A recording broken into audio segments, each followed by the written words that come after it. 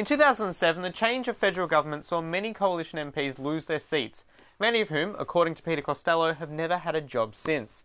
Why is this the case? Are those declared by the people to be unfit to govern also unfit for basic employment? Just how hard is it for the long-term unelected?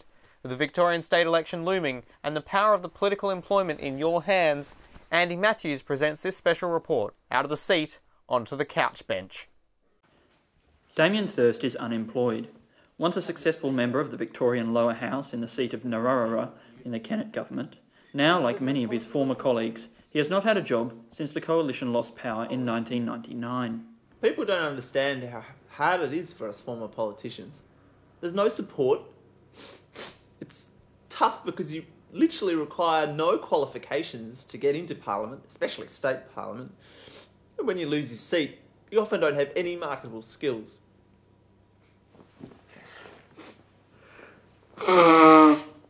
Okay, now this is what we call a door. All right, now you'll be familiar with doors because you'll have met the electronic ones that open for you. Okay, and you'll have had people open... Door, yes, door. But this isn't like that, okay? This one, you have to actually use this lever here that we call a handle to make the door open. So I want you to give that a go now. Just push, just push. There needs to be a retraining program, you know, something to help them get back on their feet. This is a volunteer organisation that we run here, and we've helped hundreds of former members readjust to life on the outside. Out you trot. You'll be fine, you'll be fine. Don't panic. The biggest hurdles are little things, you know. They usually can't drive. They certainly can't use public transport. I mean, it's ironic that someone can dictate the future of Victoria's road system and still not know how to get out of a roundabout. So you ever been on a bus? Okay, a bus is like a big car, okay, like a limousine. Yeah, a limousine. Yeah, you're like that, but late. Oh. Okay. It's been hard. He's been very restless and not altogether there. As a lover. Is that relevant? People think you just sit around at home all day. That's not true. I've applied for pre-selection in every general and state by-election for the last 10 years. But nothing. Unfortunately, this year we've had many strong applicants, which is hard to believe. But there you go. You did get offered a job at the UN? Unfortunately, it was the Dashin UN you see at the museum. And I've got dog allergies. That was a major blow. He's been limp for weeks.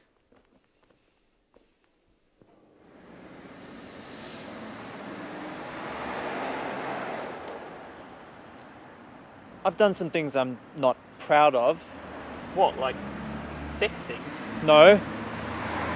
But I did run for Stonington City Council once, and that was a dark time. Have you considered a job outside of politics? You mean in the public service? No, outside of the public sector altogether.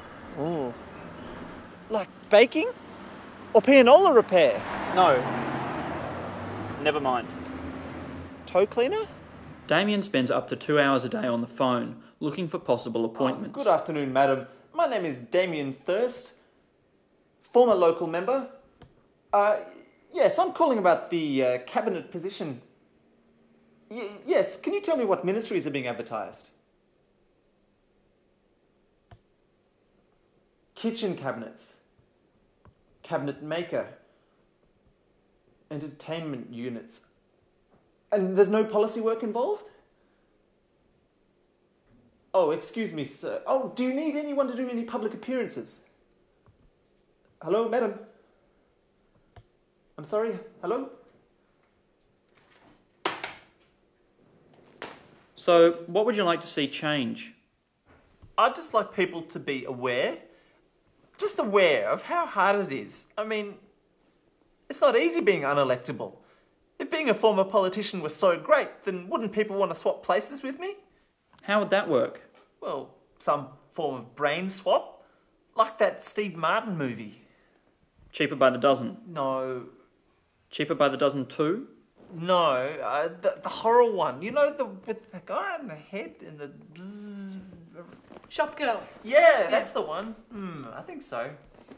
Did you like that one? It seems that out here in the cold, cold world of the political also-rans, there's just no room for a man like Damien Thirst.